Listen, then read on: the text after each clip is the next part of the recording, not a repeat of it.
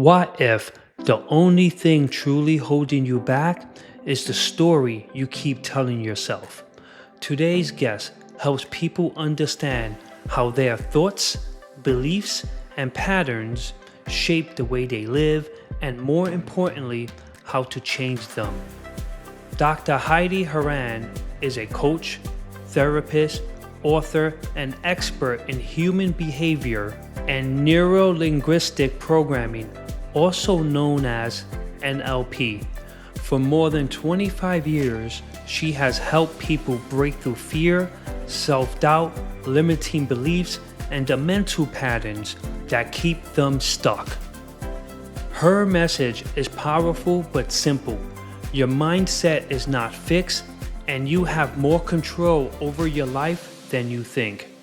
If you ever been struggling with confidence, imposter syndrome, fear of change, or feeling stuck, then this conversation is for you. Please join me in welcoming Dr. Heidi Heron. Let's get into it. Hello, Dr. Heidi Heron. How are you I'm today? great. How are you doing? I'm doing great, and I'm happy that you're here joining us on the Influence Exchange today. It's a pleasure, and I'm so excited to dive into today's conversation with you. Thank you. No, I'm looking forward to it as well. Absolutely. So, Doctor, I usually like to engage my audience and bring them into who am I talking to. Yeah. So, before I dive in and explain who you are as an individual, please explain to the audience how you became who you are today. Wow. How did I become who I am today? Through a lot of trial and error, is what my guess is going to be. I'm still figuring it Oh, out. I think, like most of us, are trying to figure that out of who are we. In the what I have been, is I'm still trying to figure it out. Is a helper, is a service provider of help. And I work with individuals. I'm a coach. I'm a therapist. I'm an author. And I've always had a deep interest in people. And I think a curiosity. I have such an open mind about people and ideas and things, and probably, like a lot of people, that burning question of why. I can't imagine you do this because you don't have that question of why. Why do we do what we do?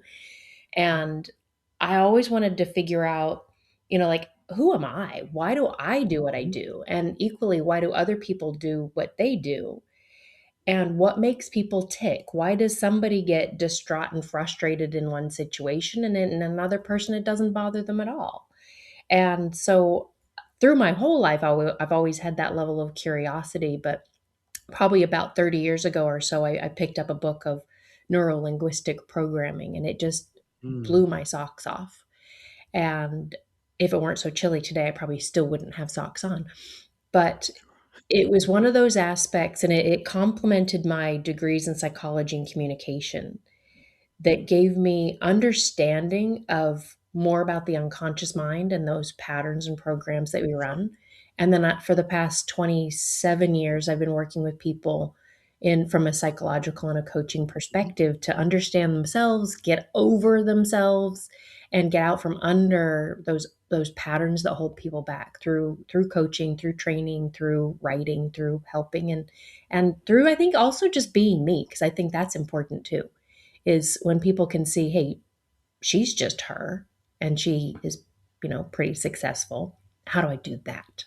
So, Sure, trial and error. sure. Yeah, yeah, thank you. Every time I interview someone, I get nervous. And it's because maybe I'm putting too much pressure on myself. I want to make sure I'm doing a good Yep. job. And why do you think people get nervous, especially when they're doing something that's good for them Mm, and giving back to others? yeah. I think you hit one of the nails on the head, is we wanna do Sure. a good job. So I think people get nervous for one of 2 reasons. The first one is exactly what you just said. We want to do a good job. Now, a lot of people confuse that with the other reason of, "I'm afraid to do a bad job."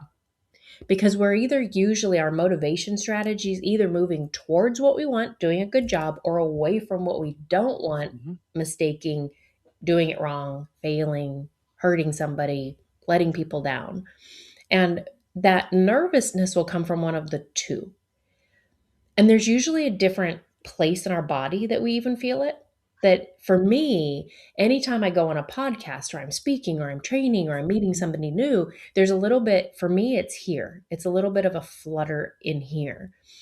If I ever have that fear of doing it wrong, usually I feel that more in my gut. And so Sure. everybody's a little bit different, but I think that's why. Either we wanna do a good job or we don't wanna fail at something. But nerves Of course. are normal. Nerves are good. They help keep us on the edge of something. Like, I never wanna take away those nerves unless they're getting in my way, and it's more of the away from one that's stopping me and getting in my way. Sure. Sure. So today, I want to dive into several different topics. I Great. want to talk about mindset, human behavior, pasta syndrome, and living just with more awareness. Let's do it. What is your definition of mindset? Wow, my definition of mindset is understanding, probably back to my original curiosity question of why. That mindset of why do we do what we do? Some people have more of a positive mindset, some people have more of a pessimistic mindset. Now, mindset isn't just one thing. There's probably layers of, 8,000 different things that make up our mindset. But they're part of our belief systems, our values, what makes sense to us, what is true for us, what is right for us, our history. Because every single one of us, there's what, 8 point something billion people in this world. Right. And we each have a different background. Even if you and I lived in the same city, attended the same school, did the same type of thing, we're going to have different ideas about that because we're going to filter that information based on who we are, where we are, why we are. And Hmm. all of that starts to create our mindset. And something that I love about mindset is it is flexible. It's not Sure. locked in. I don't know any mindset that's locked in unless we lock it. And that's Hmm. that closed mindset versus an open mindset, closed or fixed mindset. Sure. So, explain to me a little bit of a way I could fix my mindset for the better. For example, if I'm maybe half of my mind is thinking negative Mm. or I'm not being motivated to move forward Mhm. in something that's inspiring me. Mhm.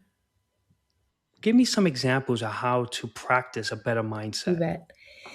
If, for example, that part of you is not doing something that you know is good for you and you're just not doing it, one of the first things that I would do, because oftentimes we beat ourselves up and go, but I know this is good for me. Why don't I do this? It isn't logical. Just get off the couch. Just go and do Mhm. it. Why aren't you doing it? You're lazy. And then we start doing this internal dialogue that is Mhm. so not useful and so not motivational and so not helpful. Mhm. Stop for a second and go, okay,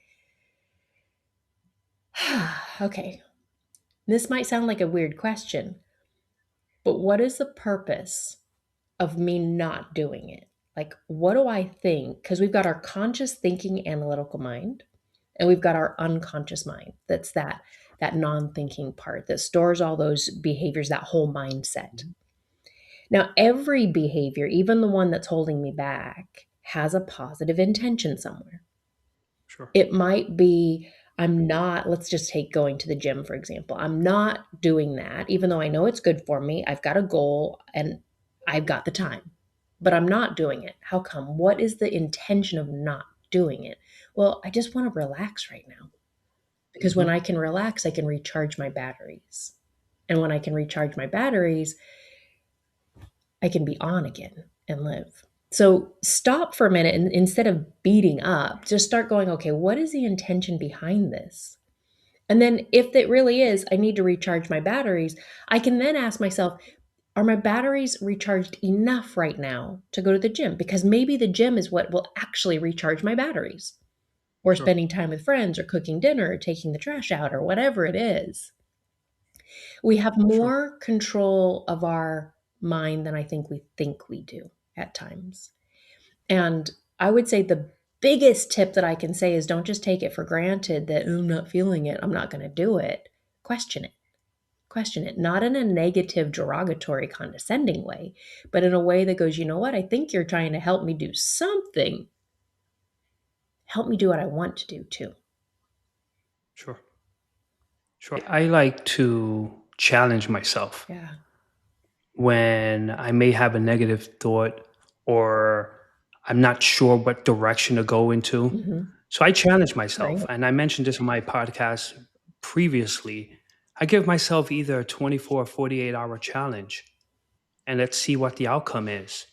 For me personally, I think that Yeah. works. Yeah. Writing something down on why I don't want to move forward. Yeah. So to me, I agree with you. Mindset is You critical. bet. So for an audience member that may say, I'm stuck, what is your advice for them to move forward? Figure out what you want. Sure. 9 out of 10 times, maybe 8.5, when somebody says to me, I'm stuck, and I say, where are you going? They go, I don't know, I'm stuck. Yeah, but where are you going? Like, what do you really want? Well, I don't want to be stuck. Wonderful. What do you want?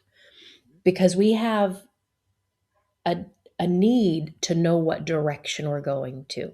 So imagine for a minute we get into a taxi, or we you know dial up for an Uber or whatever. The first thing that that driver or rideshare wants to know is what? Where are you going? Where you Where are going? you going? Yeah. If we get Yeah. into a taxi and the driver goes, where are you going? You go, I don't know. Right. It's going to Right. put on the What meter now? and just start it running.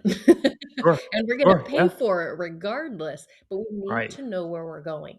Now, a really cool thing that I think is cool about the mind is that it's unable to process negatives directly. What I mean by that Mhm.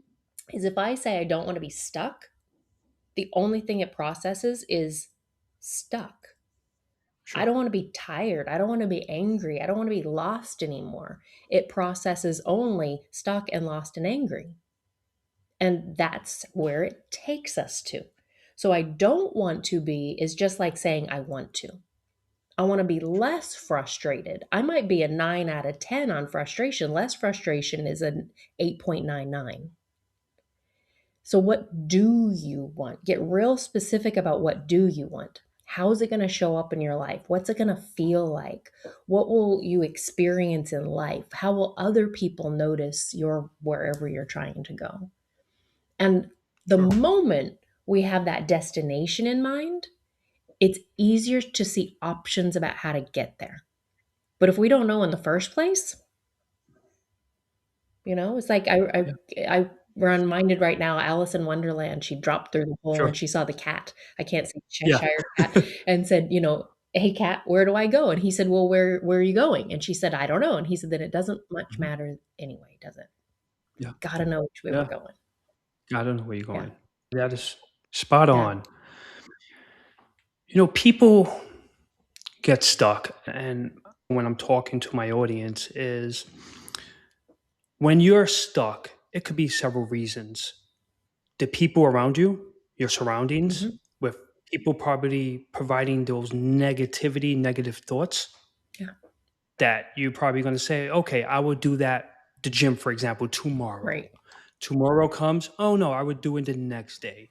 The next day comes, so on and so It's forth. always a It tomorrow. never gets done. Exactly.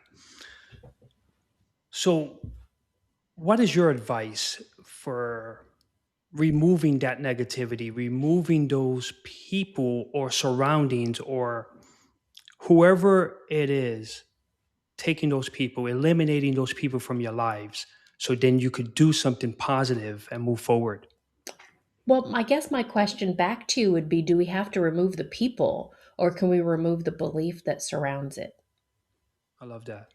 Because Yeah. I mean, sometimes it's our husband or our wife or our parents, unless they're really an influence that needs to go, then it might be useful to keep them around. I'm all for if somebody really has that negative influence and it's impossible to get around it, then remove yourself from that situation. But Yeah. most often, it's about mindset again. That I might have a belief that it is so important to have their approval for something. And I met a lady, she was writing a book, She had been writing a book for 15 years, and Sure. she was almost done with it, but anytime she would pick it up to finish it, she would get derailed and never finish it. And Mhm. so she was like, "Heidi, I need some help with this." And we Yeah. used some of my NLP techniques, and we went back along her timeline. History has a timeline, you do too. Marks out your past, your present, your future. It's pretty normal to work with our timeline. But we went back to a time along her timeline where she went to somebody in the family or some movie of somebody in the family saying, if you want to be successful, then your family won't be happy. Sure. And Sure. she had this pattern and she thought about all the women specifically in her life. And it's that was individual to her, that all of them, none of them were highly successful, but they all had happy families. And the people Mm. that she could identify in the family that were successful were either single, divorced, or in miserable relationships. Wow. And she had a Wow. belief that she was upholding. So we utilize these NLP tools to actually bust through that belief, to change that trajectory. And within 3 months, she was finished with writing her book. And I think she self published it about 2 months later. That's Yeah. awesome. But this block had been there and it stopped her from writing the book, from getting a job promotion, all kinds of stuff. Because in the background, not even conscious to her, was this: you cannot be successful and have a happy family at the same time. Wow. That's powerful. So powerful. So Yeah. powerful. And we Yeah. don't even know that stuff is there. Sure. It's just hanging out in the background, but it makes up that Wow. mindset. Yeah. So I Absolutely. guess my answer to your question is figure out, and sometimes we can do it by ourselves. I do a lot of journaling to figure out what some Sure. of those patterns and programs and beliefs are. And sometimes it's about working with somebody else that has some tools that can help us find those beliefs and those things that hold us back. And address those patterns, because it's Yeah. not just about the behaviors that we do and the thinking that we do. Change your thinking and you can change your life, but that's on a surface level. Change your unconscious thinking, your programs, your beliefs, your values, Mhm. really transform your Yeah. So, doctor, you mentioned a word, and I want to make sure the audience members are probably saying, "What is life. this word I'm going to say to Yeah, you right now?" yeah, NLP. Can you explain what NLP sure. is and dive into Yeah, your absolutely, practice? absolutely. So NLP stands for neuro linguistic programming, and most people get stuck on the linguistic aspect of it. I think Sure. that's the important, but also least important, if you will, part of it. Yeah. My definition of it is understanding, and it's my toolbox to understand how the language, the linguistic of the mind, the neurology, connects with the programs, our psychology that we run in life. Sure. So everything that happens comes into our awareness, and we hear it, we see it, we taste it, we touch it, we smell it, comes into our awareness. That's through that neurology, what we see, hear, taste, touch, smell. And how we say something through the words, through our tempo and tonality and volume, how we hold our body, we can observe how people are saying something. And that's that linguistic part. That's the external linguistic. I'm more interested in your internal linguistic. How do you feel something? Where are you? Sure. What emotions are present? What do you say to yourself? What are you thinking to yourself? What are the outcomes of that? Because everything, again, that we see, say, taste, touch, smell, creates a neurological condition, a connection, if you will. So if Mhm. somebody, for example, is afraid of dogs, they see a dog, automatically it triggers a neural Yeah. connection, and boop, it triggers a program or a pattern or our psychology, and up comes that fear. And Sure. so NLP can help to circumnavigate that link between what has been entered into our system, what we see, hear, feel, that, into how it connects neurologically with us, into what programs it goes in. So if somebody does have a fear of dogs, NLP then has the ability to break the circuitry Mhm. so that you see a dog, it no longer connects with that neurology, and you have a neutral response to that dog. Sure. And so that goes with any belief, behavior, attitude, anything has that neurological connection to our programs. We can change them, Sure. enhance them, create new patterns, ultimately live your life how you want, easier. Sure. And how can someone make that change? For example, we mentioned stock earlier, and how can someone take NLP and use it on their day to day? I mean, that's probably too huge of a question for today, but let me give you Sure. a, a Yeah. smaller Yeah. answer. So, lots of different things. One aspect is just state management, managing our mood or our emotion. Our mood and emotion are intrinsically linked to our physiology. That if I'm stuck, I probably have, either, I'm totally like relaxed and doing nothing, or I'm stressed and I'm tight and my muscles are tensed. To manage our state, we just go, okay, what I'm stuck. What is that like right now? Okay, if I were actually going to the gym, what would I be doing? And then shifting and moving my body into that. Because the minute I change my physiology, I change my Mhm. emotional state. For the listeners right now, one very simple example is just for a minute, and not even that long.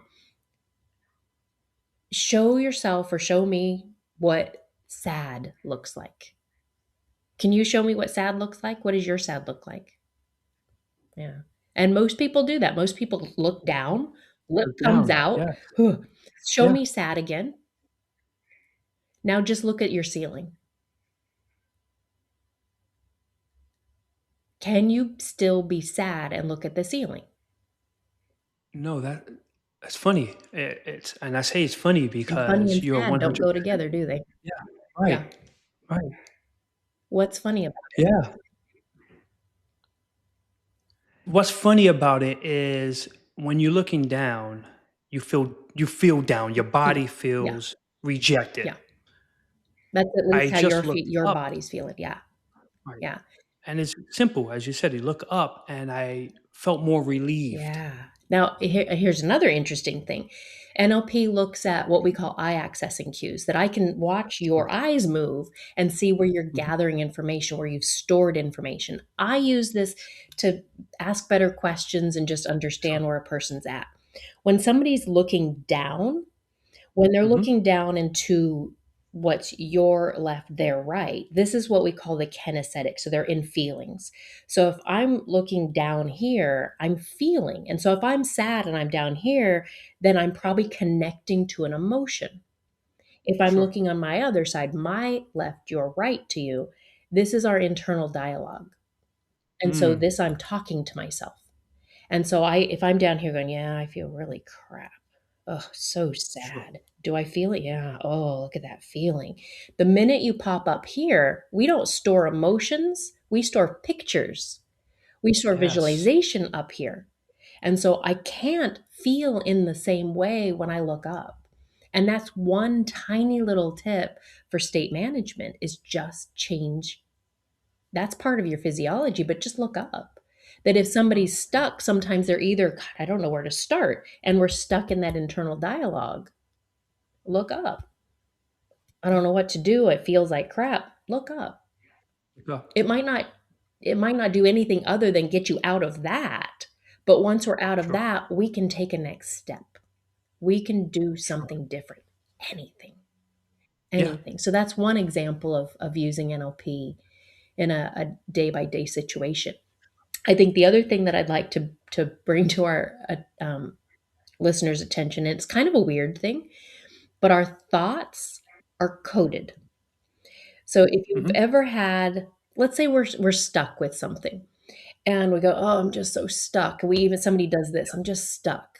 There's a really good Yes. chance that wherever they just touched or referenced is where they feel stuck. So that Mm. feeling has a location. It probably has weight, light, heavy, temperature, cool, warm. It might have movement, it might not.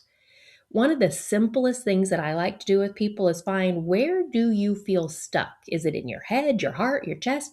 And most of the time they say it's heavy and it's not moving and it's dark. like the Wow. symbol or the shape of it. Sure. What would happen if you just gave it movement? Just movement. Spin it, let it start to shake, move Sure. it in Sure. your body. Move it in your body because it's a really weird thing. They're called submodalities, the subcomponents of the modalities of our what we see, hear, and feel internally. And just by being aware of those things, it sounds weird, but it's so interesting when we start to shift those submodalities of our thoughts. We can change our life. We can make Yeah. a change. Yeah. Wow. So another thing I do, and maybe you just get about looking Yeah. up when you're outside, any day, a beautiful day, a sunny day, cloudy day, whatever it is, there's something to it when you look up to the Isn't sky. there? Yeah. Daytime or It's night. beautiful. Absolutely. Yeah. Stunning. Even at night, the stars out, you see the Yeah. moon. It's That look fascinating. up thing, as soon as I meet somebody who is depressed or sad or stuck in that way, the Sure. homework that I give them is go and look at the sky. Yeah. Go look at the sky. Walk outside and Yeah. look at the sky. If you can't see the sky Yeah. because you live somewhere, look at the tops of buildings. Just Yeah. look up. And I can relate. Every morning, I sit in my coffee table and I sit there for many reasons. But I'm drinking my coffee, having my breakfast, and straight ahead, my vision is the mountains, the sky, and trees. Nice. That is my favorite part of the day. Wow. I look forward to every morning having my cup of coffee and breakfast and just staring outside. Nice. My invitation is to do it in the middle of the day and the end of the day too. Sure, sure. And why is that? Because if you only look forward to the mornings, then the morning's Mhm. gone and we're like, man, I can't wait for tomorrow. And then we miss the now. But if Sure. you have that a few times a day and you actually experience it, not just, okay, here I go again, Yeah. but experience it, then your psychology starts to look forward to more and more often. So if it's the Mm, favorite part of your day, bring that sure. favorite part in 2 or 3 times in the day. Yeah. Yeah. That's great when I'm not in my office, right, working, but Yeah, yes. exactly. Right, right. Exactly. Right, but no, I definitely would take that advice, Yeah. thank you. Yeah. So, what is exactly human behavior? Hmm. So, I say human behavior, and I think of a million different explanations of what human behavior really means. So, doctor, can we dive in a little bit about what exactly is human behavior? Sure, sure. I think it's just simply the outcomes that we have, what we do. So behavior is simply what we do. Now, behavior is very much aligned with what we feel capable of, what we believe to be true. So our beliefs and values and those unconscious patterns and who we are, our identity. And Mhm. all of those things based on, let's call it an intention, will shift and Sure. change. Let's say that for lack of better examples, let's say that we meet at a bar and we meet just to Sure. have a quick chat about maybe an upcoming podcast or something like that. We meet at 5 o'clock and we're just having a chat. Mhm. Now, the purpose is just to have a chat about an upcoming podcast. Your identity is the host, mine is the Mhm. guest. You have Sure. beliefs about what's important about that. I have beliefs for myself and our roles.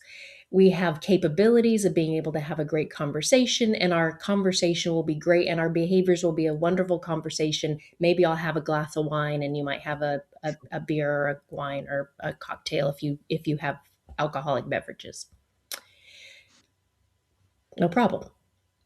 But Sure. let's say that after this podcast, somebody's been listening to it and they say, hey, the two of you are phenomenal.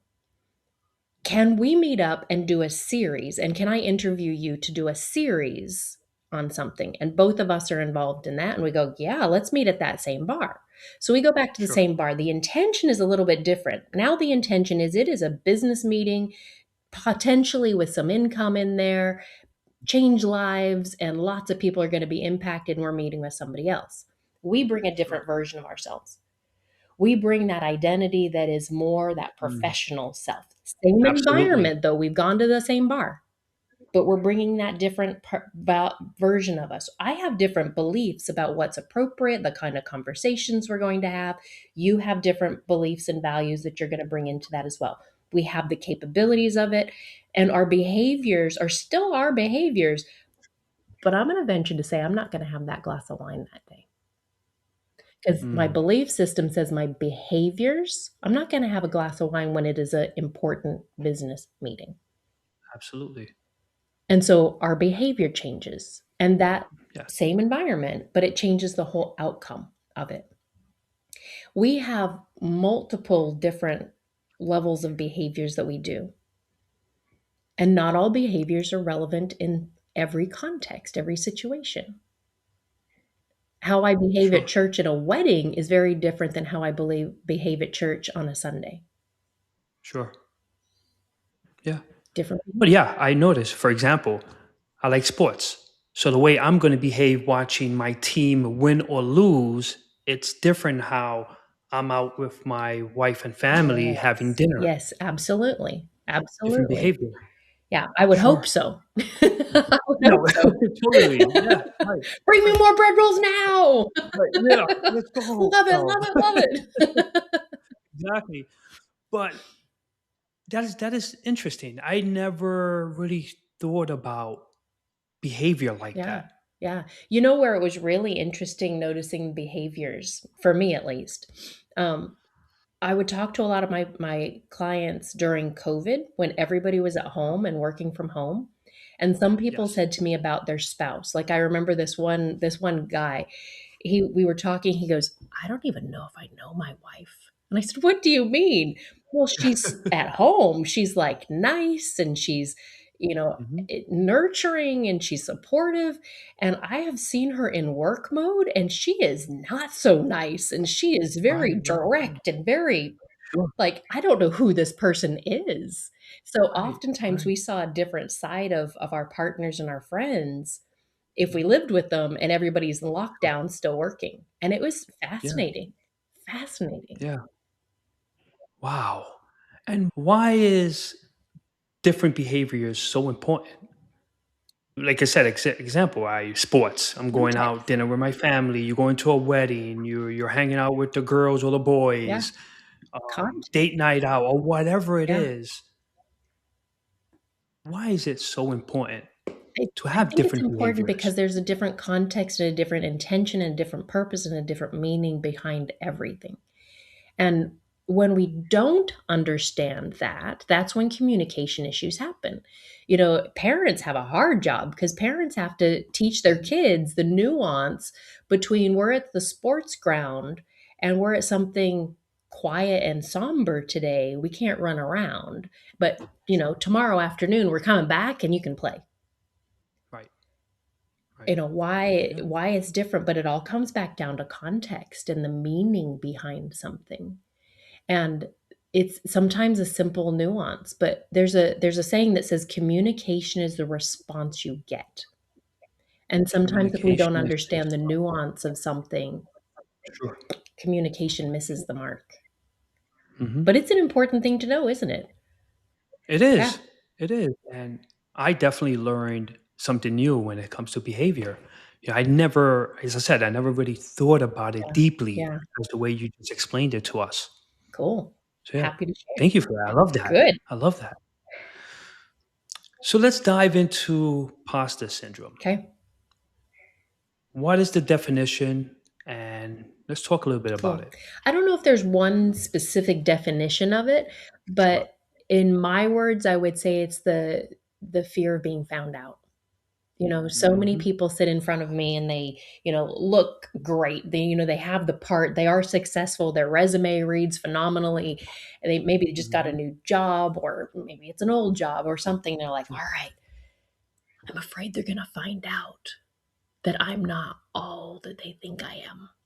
And it's Yes. usually this comparison of themselves and other people or where they should be or all this kind of stuff, but lots of self-doubt. And self-esteem and confidence is a little bit lower sometimes in that regard because Mhm. they're afraid to be found out, which is fascinating. Sure. So I mentioned this as well a few times in prior podcasts that it took me 3 years to create the Influence Exchange podcast. And I doubted myself. I was afraid of being judged. Mhm. I was afraid of what others will think. Mhm. Yep. And I, even to this day, fast forward, even to this day, I'm saying to myself and being hard on myself on why it took me so long. Why did it take me 3 years? Mm. Yes, I'm now in the best place ever, the best space ever, and I'm excited. But each interview, I am getting better and better and You learning. bet. You bet. You know, so I go back and I say to myself, "How come? What stopped Mhm. me? Nobody was stopping me. You It were. was my mind, Yeah. Yeah. exactly, Yeah. I think my own people self." sometimes get confused between confidence and competence. Mm, sure, Confidence is that belief in ourself. Competence is skill level. And sometimes we get them confused, or we think that they have to correlate. That if I'm not competent in something, I can't be confident in it. But if I don't actually do it, I'll never build the sure, competence to be confident. So I think they can grow together, but I would love more people to have more of a sense of confidence. Like, I believe in me. I don't have yes, the skills yet to do that, but I believe in me. And I know that as my competence grows, my confidence doing it will grow as well. But lots and lots of people wait until they have the confidence. But how can you have the confidence in a skill if you don't have the skill? And that's why every single one of these you do, you grow from. And you're absolutely, expanding your competence. And as your competence increases, then your confidence about it increases as well. So sure. they go hand in hand, but they're separate. And I probably need the experience to have the confidence of the Mm, experience. yes, I love that. So just Yeah, start. Just yeah, start. There's another saying that says there's no failure, only feedback. That I'm that's sure right. you've had some interviews, especially in your first few months, that you're like, Yeah, "Man, what was I doing? What was yeah, I doing?" absolutely. And you look Yeah, back on that and you didn't fail at any one of them. There may have been interviews that you did that you were like, "No, I'm putting that one in the bin, and I'm not even publishing that because that was sure. not so good." That's not failure, that's learning. And when we can Yes, reframe that aspect anytime that we didn't do something so well, instead of going, "Man, I failed at that. Man, that sucked." No, we learned. Now, yeah, if you did something and you're like, "Man, that was bad," and you do it again in exactly the same way, maybe that's failure because we failed to sure. learn. Yes, yes, That's the only yeah, failure there is if we fail to learn mm, and we've done it like 2 or 3 times. I've done the same thing. Like, I did something last week, and I did it once, sure, I'm like, "God, that didn't work," and I did it again the exact same way. sure, sure, And sure. guess what? Yeah, That one didn't work either. And then the second yeah, time, I was like, "Okay, Heidi, step back for a second." right, Because right. what's that definition of insanity? Doing the same thing over and over and expecting a different result? Yeah, So, yeah, if I'm sure, leaning into sure. the insanity bucket, stop. Do Yeah, something yeah, different. sure, and also shows no one is perfect, Nobody, and but you so many know? people People try make to be. mistakes. Exactly, Ugh. Yeah. exactly. Yeah, yeah. So in corporations, I'm sure there's a lot of imposter syndrome going Oh, on. yeah. Big time. Big time. In our C-level, our C-suites, our CEOs, Sure. our CFOs. Yeah, yeah. I did an interview. I had a client session a couple days ago with a guy who's just gotten a job as a CEO of a company, and he goes, "I've never Sure. been a CEO before. I don't know if I could do it." And I Mhm. said, "Well, you got hired to do it. Somebody thinks you can. Right. Yeah, Use their belief until yours catches up." exactly. Yeah. Do the best job you as you Yeah. can. Yeah. Absolutely. I said to one of my team Yeah. members not long ago, I was having her do a new task, and it was, Sure. in front of people and all kinds, and she said, "Oh, I don't know if I can do it." And I said, "I know you can. So I'll believe Right. for you until you catch up." Yes. Yes. For sure. Yeah. I love that. I love it. You know, have for someone to have more awareness Mm, is you critical. bet. And again, awareness could be a million different things. It looks like everything we've been speaking about today Yeah. could mean Oh, a yeah. million You different bet. Oh, things. yeah, that's true. Yeah. Yeah. Yeah. Awareness, being more aware and living in, I would say, better Mhm. awareness. How can someone do that? By slowing down, by paying attention. Sure. We live so much of our life on autopilot, so much, that Mm. we just get to the end of the day and we're like, "Oh, what happened? What did I do?" It's May. How did I get to May? Or whatever month it is right now. How did Yeah. we get here? And it's because we just go through life. And there's nothing wrong with that, but sometimes we miss it. So that awareness piece is, I don't think I have to be aware all the time, but I wanna be aware of a few things. I wanna be aware of those moments, looking up at the sky and the mountains. I wanna be aware of the beauty of the world, otherwise we take it for granted. I wanna be aware every now and then of my successes, to be proud, to be grateful. I also want to be aware when something is too hard, because Mm. if something's too hard, not just if it's hard, but if it's too hard or too challenging or feels like, Yes. that insanity thing or pushing the boulder up the hill, I'm probably doing it wrong. And so then Yeah. I can start to identify what are the beliefs or values or patterns or that mindset that I might want to tweak or change. Sure. Now I cheat. I have not on me at the moment. It's still in the bathroom. I took my watch off when I went there, but every day I have an alarm that goes off at 7 a.m., 9 a.m., 11, 1, 3, 5, and 7. So all Sure. throughout the day, Sure. every 2 hours. And it's just a little alarm that comes on my phone and buzzes my arm that is a Okay. reminder for me to take a breath and to come into this moment of now and to Sure. be aware. And I just go, what am I grateful for? And does anything need to shift or change? Those two questions. I love that.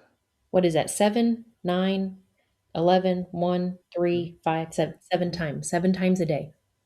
I Yeah. purposefully be aware. And even if I'm training in a podcast, something, it just takes a breath. It's just turning off that alarm and that, Right. and is there Deep breath. anything that I need to do differently in this moment? Sure. So at least a few times, every few hours, I get to check in.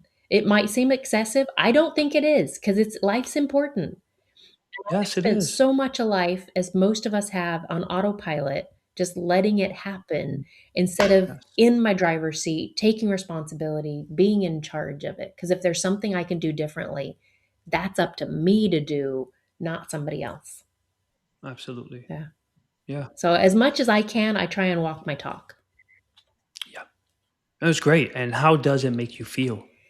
Empowered, empowered, Love that. and at times Yeah. tired. And Right. and Right. the Right. tired times is like, sometimes I'm like, "God, I don't wanna be responsible for my life." Yeah. And Yeah. there are days that I'm like, "I just wanna stay in my pajamas today and watch TV," and I Sure. will do exactly that. But Sure. that is an every now and then thing, not an everyday thing, Sure. Why do people resist to change? because it's easier to do what we know, even if what It's we know easier is to. uncomfortable, Yeah. even if what we know is impossible, even if what we know is yuck. Hmm. We would rather the certainty of uncomfort than the uncomfort of uncertainty. That Sure. sounds like a quote. I should write that down. Heidi. Maybe somebody else said it, I don't know. But Mhm. we don't like to not know. Right. Right. And when I'm changing, I have to do something different. I have to think different. I don't even know who I'm Yeah. gonna be. And then if we add in there, what are other people gonna think? Oh. Am I Mhm. allowed to change? Because if I be better, if I become a better version of me, will my kids still like me? Will my partner still like me? Will my parents allow me to do that? Or will they Yeah. do like I think we've all there's so many TV shows and movies around the person who wants to do better and the family goes, You think you're gonna do that? Exactly. Run a It's business your too? circle. Who are Right. you? Who do you think you Exactly. are? Yeah. Yeah, it's a circle, and, we mentioned that earlier. It's who you surround yourself with. Yeah, Is it, again, negative, yeah, positive, people holding you yeah, back, people pushing you, motivating you? yeah, yeah, It's yeah. exactly. And here's the thing, we don't actually it's helpful, but we don't actually need people behind us pushing us towards what we want. Even if Sure. they're holding us back, we have to push ourselves. We have to get ourselves across the line. And even if other people are going, "Who are you to do that?" Who's gonna wanna come and see you for that? Who's gonna run and read that book? You're gonna run a business? You're gonna do Psh, you've met our family, Right. we're not successful. Yeah. Don't prove Yeah. them wrong, prove you right. Yes. Yes. And I have heard that over and over and Yeah. over. Therefore, it must be It's true. so common, so common. So people to say that, Yeah, "You gonna do this? You gonna do yeah. that? No way, you would You'll never do never do that that. in a million Yep. years." Right. You'll never do that. And like we said earlier, we can either change the people in our lives or we can change our Right. mindset about it. Correct. Again, that's Yeah. powerful. Yeah. So I wanna dive in and talk about your books. Cool. You are an amazing author, Thank you. and you have several I books, do. and your latest book is The Wizard of Oh, yeah, I Cause. have that one right here. That's my favorite one. The Wizard of I love it. Cause. It's beautiful. Talk to us about your book. Yes. So this book was written for a while and it kept being changed to something different because I had all kinds of information that I wanted to go in there. And then last year I was like, I am finishing that book. And when I read through my manuscript, it was quite boring. And I'm like, oh, Yeah, yeah. that's sad. Why is it boring? Right, right. Yeah, And yeah. I was like, all right, well, I don't want to write a boring book. Let's put it aside. And then I Sure. was at chatting to a friend, and they were talking about the book Who Moved My Cheese. I don't know if you've ever Okay. read that book, but it's just a, I have a, not. a, a story, a story with a Sure. message in there. And I went, oh, I love that book. And story books like that, a story that Right. tells a message. I'm like, Wizard of Cause needs that. And so I had this Wow. dream the next night or something like that about this lady and what she does. And so then I retook all of the concepts and information from a self help book and then created a story that helps us to be a Sure. wizard of cause. So wizard of cause is that aspect of being at cause, which is a lot of what we've been talking about today. We can either be in effect and living our life on autopilot and just going with the flow and things happen to us, Sure. or we Sure. can be at cause and be responsible for making things happen for us.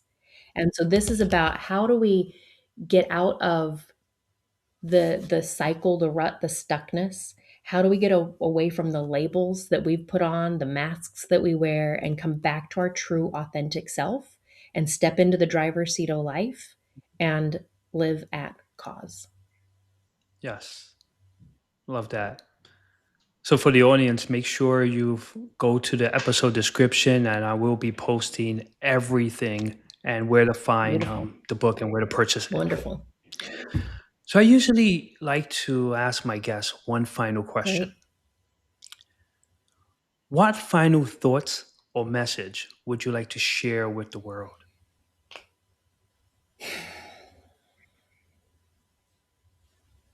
Be yourself. The easiest character to play in this life is you.